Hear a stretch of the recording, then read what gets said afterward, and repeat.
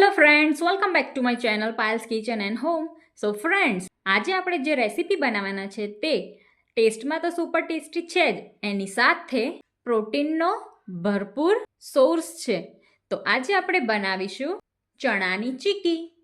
તો ચણાની ચીક્કી બનાવવા માટે મેં અહીંયા એક પેનમાં 1 થી 1.5 ચમચી જેટલું દેશી ઘી એડ કર્યું છે. હવે તેમાં 1 બાઉલ જેટલા શેકેલા ચણા લીધા છે, જેને આપણે દાળિયા પણ કહીએ છીએ.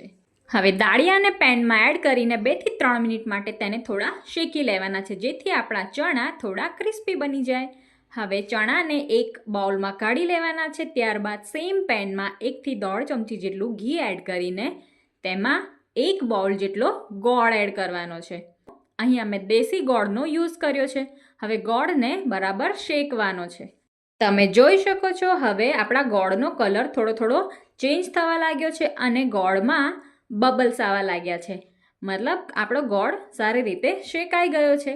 તો ગેસને હવે બંધ કરી લેવાનો છે.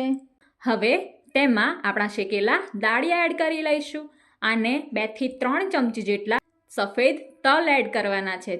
ત્યારબાદ તેમાં 1 થી 2 ચમચી જેટલી લીલી વરિયાળી એડ કરીશું. સફેદ તલ આપણી હેલ્થ માટે ખૂબ જ સારા એવા હોય છે અને લીલી વરિયાળી આપણી ચીક્કીનો સ્વાદ કંઈ ઓર જ લેવલ પર એન્હાન્સ કરી દેશે. તો આ બધી જ વસ્તુને હવે સારી રીતે મિક્સ કરી લઈશું. સારી રીતે મિક્સ થઈ જાય એટલે બહુ વધારે ટાઈમ ના લેતા એક થાળીને ઘીથી ગ્રીસ કરીને ચીક્કીનું મિક્સચર તેમાં પાથરી દેવાનું છે અને એક વાટકીની મદદથી તેને સારી રીતે ડીશમાં ફેલાવી દેવાનું છે. હવે ચીક્કીને પાથરવાની બીજી રીત છે કે તમે હાથ પર થોડું પાણી લગાવીને ચીક્કીનું મિક્સચર હાથમાં લઈને આ રીતે ગોળ શેપમાં પણ ચીક્કીને બનાવી શકો છો. હવે ચોઈસ તમારી છે કે તમારે ચીક્કીને કઈ રીતે શેપ આપવો. તો હવે થાળીમાં પાથરેલું ચીક્કીનું મિક્સચર એકદમ જામી જાય એ પહેલાં જ આપણે તેમાં કટ લગાવી લેવાનું છે.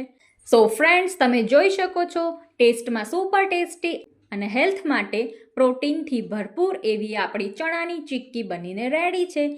તો આ શિયાળામાં આ રેસીપી જરૂરથી ટ્રાય કરજો. ફરી મળીશું એક નવી રેસીપી સાથે. ત્યાં સુધી બાય બાય. જય શ્રી કૃષ્ણ. રાધે રાધે.